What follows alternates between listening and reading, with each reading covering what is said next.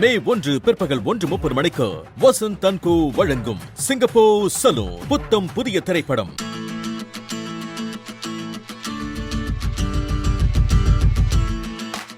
அனைவருக்கும் என் அன்பு வணக்கம்.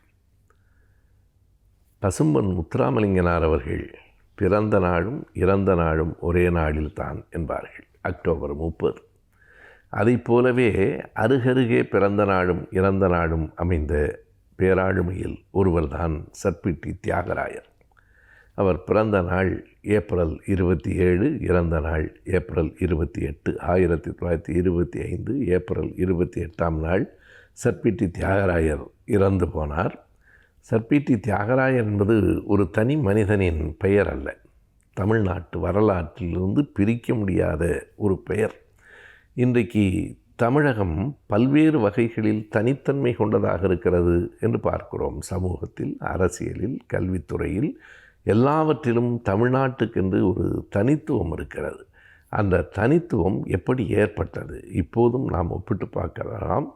வடநாட்டில் இருக்கிற பல மாநிலங்களை விட தமிழ்நாடு மிகப்பெரிய அளவில் முன்னேறி இருக்கிறது. அதாவது கல்வியில், சமூக நீதியில், பொருளாதாரத்திலும் கூட முன்னேறி இருக்கிறது என்றால் அதனுடைய தொடக்க புள்ளி 1916ஆவது ஆண்டில் இருக்கிறது. அப்போதுதான் நீதி கட்சி என்று ஒரு கட்சி தொடங்கப்பட்டது. அதனுடைய உண்மையான பெயர் தென்னிந்திய நல உரிமை சங்கம்.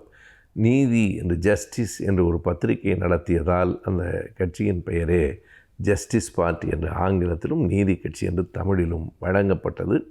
அந்த நீதி கட்சியை தொடங்கியவர்கள் மூவர். ஒருவர் சர்பிட்டி தியாகராயர், இன்னொருவர் TM நாயர், மூன்றாவது டாக்டர் நடேசனார். டாக்டர் நடேசனார் தான் 1912 திராவிட சங்கம் என்று ஒன்றை நிறுவினார். இந்த 3 பேரும் சேர்ந்து தான் இந்த நீதி கட்சியை உருவாக்கினார்கள். நீதி கட்சியிலே இயங்கி கொண்டிருக்கிற நேரத்தில் ஐயா பெரியார் அவர்கள் காங்கிரஸ் கட்சியில் இருந்தார். பிறகு காங்கிரஸை விட்டு அவர் 25 இறுதியில் வெளியில் வந்தார். சுயமரியாதை இயக்கம் கண்டார்.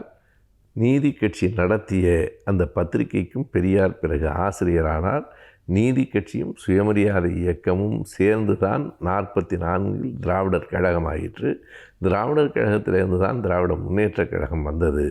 இத்தனைக்கும் அடிப்படையாக இருந்தது அந்த நீதி கட்சி தான். அந்த நீதி கட்சியை உருவாக்கிய சர்பிட்டி தியாகராயர் அவர்கள் ஒரு மிகப்பெரிய மக்களினுடைய எதிர்பார்ப்புகளை எல்லாம் தாண்டிய ஒரு சாதனையை செய்தார். 16 தொடங்கிய அந்த இயக்கம் 1920 தேர்தலில் நின்று வெற்றி பெற்று ஆட்சிக்கு வந்தது. அப்போது ஆங்கிலேயர்கள் சர்பிட்டி தியாகராயரைத்தான் அழைத்து அவரை முதலமைச்சராக பொறுப்பேற்கும்படி சொன்னார்கள். 1919 ஜனவரியிலேயே ஆங்கிலேய அரசாங்கம் அவருக்கு திவான் பகதூர் என்கிற பட்டத்தை அளித்தது. அவர் மீது ஒரு மிகப்பெரிய மதிப்பு இருந்தது. மக்களும் அவரை மிக பெரிதாக மதித்தார்கள். அந்த BNC மில் ஆலை போராட்டம் நடந்தபோது தொழிலாளர்களுக்கு உணவளித்து அவர்களை காப்பாற்றிய பங்கும் தியாகராயருக்கு உண்டு. வெள்ளுடை வேந்தர் என்று அழைக்கப்படுகிற அவர்தான் தமிழ்நாட்டின் முதலமைச்சராக வந்திருக்க வேண்டும். ஆனால் அவர் அந்த பொறுப்பை ஏற்கவில்லை. தன் அமைப்பில் கட்சியில் இருந்தவர்களை கொண்டுதான் அந்த அரசை அவர் நடத்தினார். அதில் குறிப்பிடத்தக்கவராக பனகல் அரசர் முதலமைச்சராக இருந்த நேரத்தில் தான் தமிழ்நாட்டின் பல மாற்றங்கள் நடைமுறைக்கு வந்தன. அப்படி பனகல் அரசர் ஆட்சியில் இருக்கிற போது 25ஆம் ஆண்டு ஏப்ரல் 28ஆம் தேதி வெள்ளுடை வேந்தர் சர்பிட்டி தியாகராயர் அவர்கள் இறந்து போய்விட்டார்.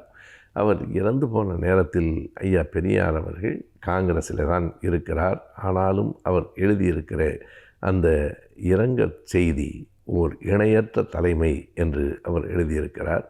அந்த இரங்கல் செய்தி இன்னமும் குறிப்பிடத்தக்கது. ஒரு மிக சிக்கலான காலகட்டத்திற்குள் நீதி கட்சி நுழைகிற அந்த தருணத்தில் தற்செயலாக தியாகராயர் இறந்து போய்விட்டார். தியாகராயரின் சிலை இன்றைக்கும் சென்னை மாநகராட்சியினுடைய முகப்பில் இருக்கிறது. பேரறிஞர் அண்ணா அவர்கள் திமுக கழகம் முதலாக சென்னை மாநகராட்சியில் வெற்றி பெற்று அங்கே உள்ளே அந்த உறுப்பினர்கள் நுழையும் போது அண்ணா சொன்னார், ஒரு ஆளுயர மாலையை சர்பிட்டி தியாகராயரின் சிலைக்கு அணிவித்துவிட்டு நீங்கள் உள்ளே செல்லுங்கள் என்றார். அந்த அளவுக்கு நீதி கட்சியின் வரலாற்றில், திராவிட இயக்கத்தின் வரலாற்றில் அல்ல, தமிழ்நாட்டின் வரலாற்றிலிருந்து பிரிக்க முடியாத ஒரு பெயர் சர்பிட்டி தியாகராயர்.